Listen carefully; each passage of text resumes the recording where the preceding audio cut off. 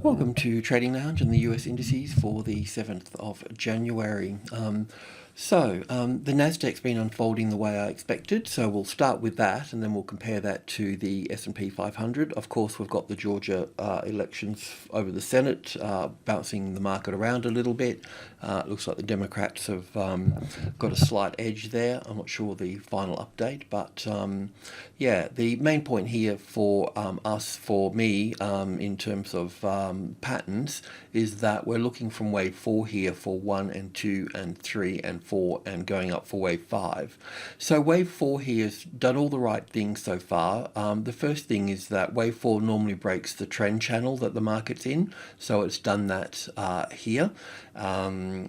So the second thing is wave 4s can get a little bit more complicated. It has produced a nice little ABC pattern in here. Let me just...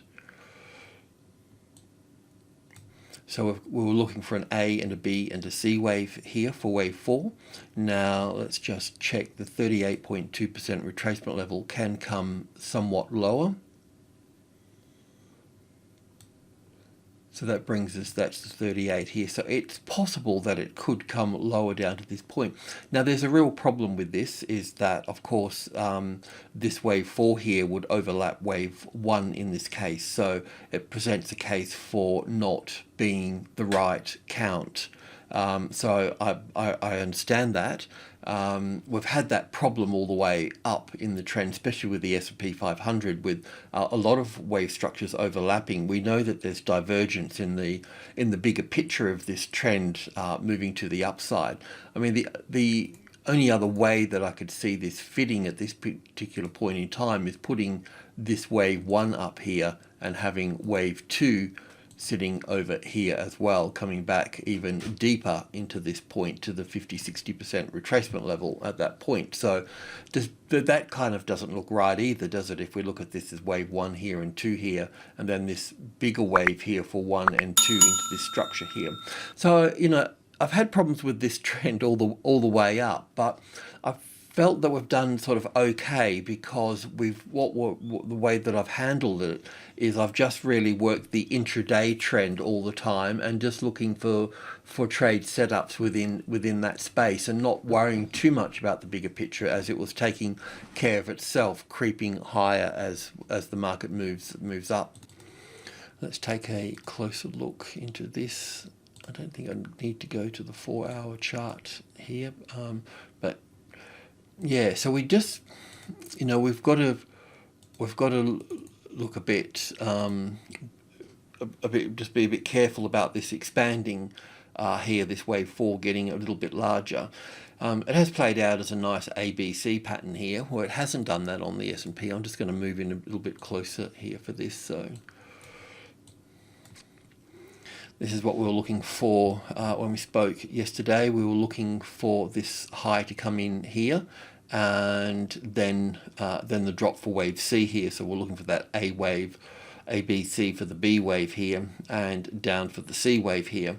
So now we've got this particular pattern here. What I could say about this is that we wouldn't want to see it drop any lower than the 61.8%.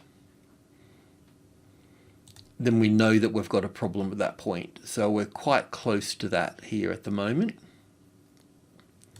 So we can always gravitate over to the closest, largest number here. So probably the 12.6 here. So we'd want to see the 12.6 remain as the support.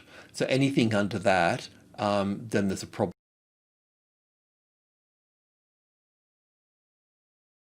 at that point. We know this here is the 38.2% retracement level. I think roughly that's probably why I've got that there. So a little bit lower. So it could come down to this, and we could put wave B over here for this. But I just want to see if this actually moves up from that point. Right.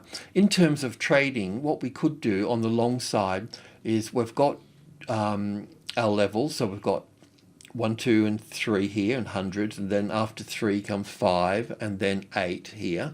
and of course we've got group 2 in here, which we can look at in a moment. But if we just use these for a moment, 5 is holding a nice support, and then we come up to 8, which is holding a nice resistance here, squared up with previous patterns. So if we find support on this level here in terms of some type of classic trading levels pattern here, allowing, what I mean by that really is just allowing the first high to play out, and then use that as your reference high to go long on, and then try and get a better move down here. So that would be the long side sitting on 12,800. Day traders need to take the profit off at 13,000. Trend traders can take part profit and buy back in on retracements and so on, and reactions from that space, but looking for higher ground after that. Because after all, if we just go back to the bigger picture here for a moment, I'll just remove this. At some point we should be looking for this move up in here. So if that's the length of wave 1 here, so somewhere around the 13.5, 13.300 or something. So we should see that move up into group 1 at that point. So we still have that. Okay, I won't do that on this one. I'll go to the S&P, but I'll just go back to the 15-minute chart here and take a closer look at this.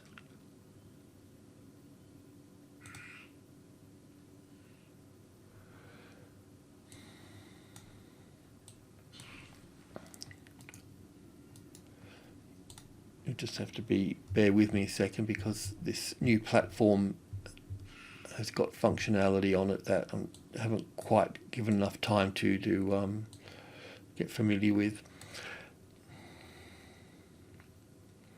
So yeah, look, I mean, everything's said and done for this. We've got our A wave and ABC here for our B wave, and our C wave here. This is not counting very well as an impulse wave. I can see that we would have 5 waves in this leg here. I can see that we've got 5 in here. I can see that we've got 5 in here. So I'm seeing impulses here, but these two together could be an ABC for the A wave here, back for the B wave, and up for the C wave here, and have this B wave sitting over here for that. It's a bit difficult to look at this as 1, 2, 3, 4, and 5 here, especially when we've got this overlap of wave 4 and 1 here. So that's a little bit tricky in that point. We could look at it as wave 1 and 2 and 1 and 2 and 1 and 2 here. But it just doesn't quite seem right as well. So yeah, I guess when we looked at the 12,800 here, what we can do, we're looking at group 2 now. So group 2, 65, 72 and 80. So it would be good to understand you might need to go to the tick chart to do this. This is the 50-60% retracement level here, which is a bit higher than the 72, so it's a bit of a problem. It's really coming into that supply zone there, supply just meaning sellers. So it's just going to be tough going, from this point to this point here and to this number here, getting back up onto that space. I was thinking that maybe we could look at building a position on top of the 72, but it's just going to be tough all the way at that point. So I'll just leave that to you to work out. All I can say is this point is we do have 5 waves here, 5 waves here, and 5 waves here. It's just a bit puzzling how to piece them together as such. I can't even look at this as 1 and 2 here, then 1 and 2 and 3 and 4 here. I can't do that either because it's pulled back too far for a 4th wave. So yeah, the only way it can count, or the 2 ways it can count, is an A and a B and a C wave, or 1 and 2 and 1 and 2 and 1 and 2. But there's weird things happen. I can see there's weird things happening in the market because, well, I'm just assuming because of the elections. So based on that, so if we look here for the Nasdaq, we've got the nice A, B, and C wave here. So with the SP500, we never broke lower through here. So when we look at the S&P 500 on a 15-minute chart again, we're looking for the A wave here. We're looking for an A and a B and a C wave here for the B wave. And then we were looking down for the C wave here. We didn't get that. We got the opposite. So, you know, what do we do about that? You know, because now it looks a little bit bullish. So yesterday I had a bit of problem counting this little move up through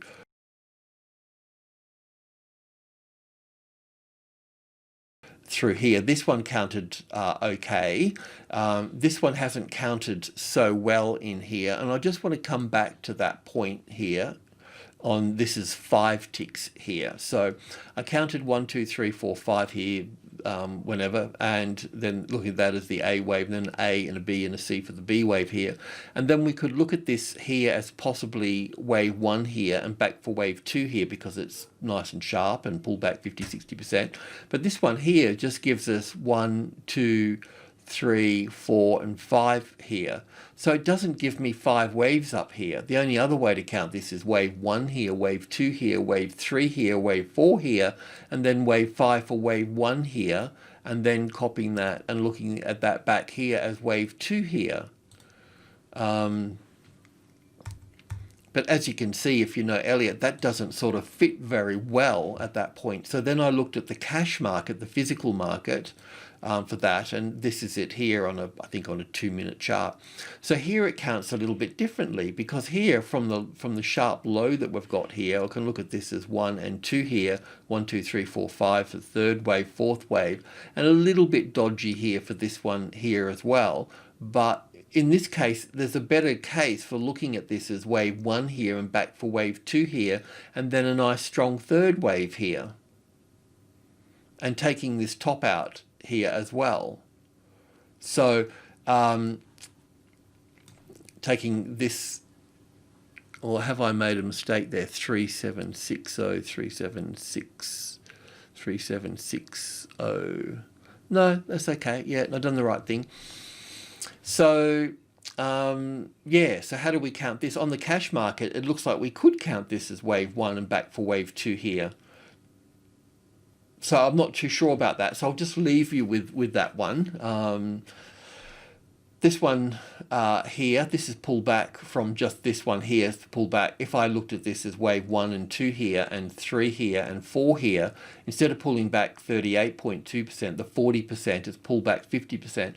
I can live with that. You know, if it crossed the 50 into the 60 here, then I would need to look at this as 1 and back for 2 at this point. So we need the market to move up from this current low and not make a new low here. If it makes a new low here, then we've got an issue at that point, and we would have an issue if the market, if we put this thing in here at 50-60% there, remove that, it's a bit messy.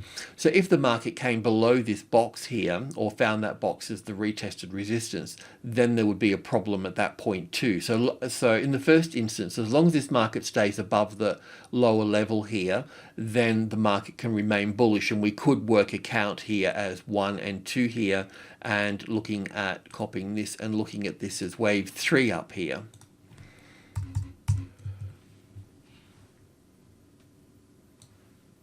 So we would still need to see, this push up, and then we would need to see an ABC pattern here for this, and that would come in at the 3,800, of course. And then we would need to see the market push up from there again like that. And then that would give us 5 waves at that point, okay? That's the only way I can see this sort of fitting here, and I'm kind of okay with that, but we just need some evidence. Obviously, all of this doesn't really give us any trades at this point. The trade was taking out the top of this wave 1 here, because that was a high, a lower high, and a lower high, and that was breached, and plus we're sitting on a 72 number here as well. But I wasn't there to do that. Being in Australia and the US openings is always a bit tricky. So yeah, what I would also want to point out here as well, I'm just going to remove my tick chart here. It's possible that this B wave is sitting up here for this. and we get an expanded flat. So that means that on the Nasdaq here, this is the Nasdaq, on the Nasdaq it means that this wave 4 is not finished yet, right? So we're still playing out in this wave 4 here, and we'll come lower in this down to this is 38.2%. So this can somehow work its way as 1, 2, 3, 4, and 5 coming down here in 5 waves to finish off, and having this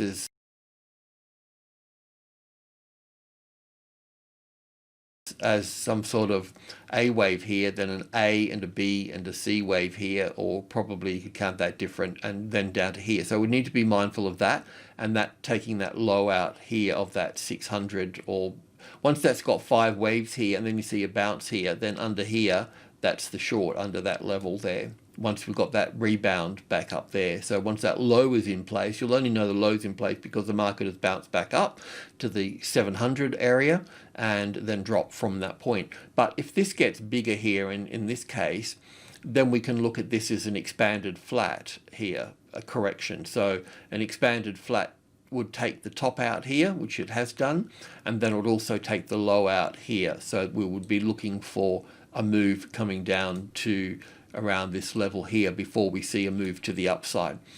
But what I do want to point out is that because on the cash market this high has been taken out here, even if this came down here, we know that the market's still bullish at this point because it's taken out that high on the cash market. So we know that on the Nasdaq here, we know this is corrective. We know wave 4s can get complicated. It's just what the hell do we have here, that's all. And that's the same with this market as well. Now, if this market pushes up here and gives us another wave up here, so we'd have 1, 2, 3, 4, and 5 up here, then we would need to treat this here, if I can just configure this here as wave, that's not panning out, as wave 1 there, and I'll just copy that and put that there for wave 2. So we've kind of got that off the physical market, that particular count of 1 and 2 here, and heading up for wave 3 and 4 and 5, and heading up higher into our sort of pathway up that way. So let's just go to the 4-hour chart. So with the 4-hour chart here, like we've taken that top out. So I don't know if we've got wave B sitting here and we need to see wave C over here for this. It hasn't really broken the trend line for this at this stage either.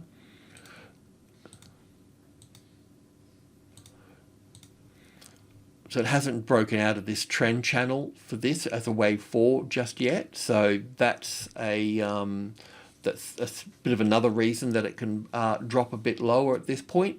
But let's just see. And in the bigger picture here as well, for us to move up higher to the 4,000 here, we really want to see, well, first of all, we'll probably end up at the 4,000 now because we know that this pattern here, we don't have a top in here. We know that this has taken out this top here, so we're either basically going to be pushing up from here, or we're going to be dropping down to here, suck everybody in, and then push up from that point. That's what I don't know. So, yeah, obviously what I've said today is not helpful, but it is helpful, but it's not helpful. It doesn't really sort of solve anything. Let's just say that the market pushes up from here. What we'll really be looking for then is the first high above the level of the number 8 here, of the 800. So we'll be looking for that classic trading levels pattern sitting here, and then that would be the long trade, and that would take us up to the 4,000 at that point. So that's something, that's a bit of a consolation prize, but we're not going to be able to get in on the low unless we get in down here. If we can see a nice 5-wave structure here, then we can buy on the low here. That's about all I've got to offer today on this. That's my thoughts anyway. Yeah, just a rock in a hard place.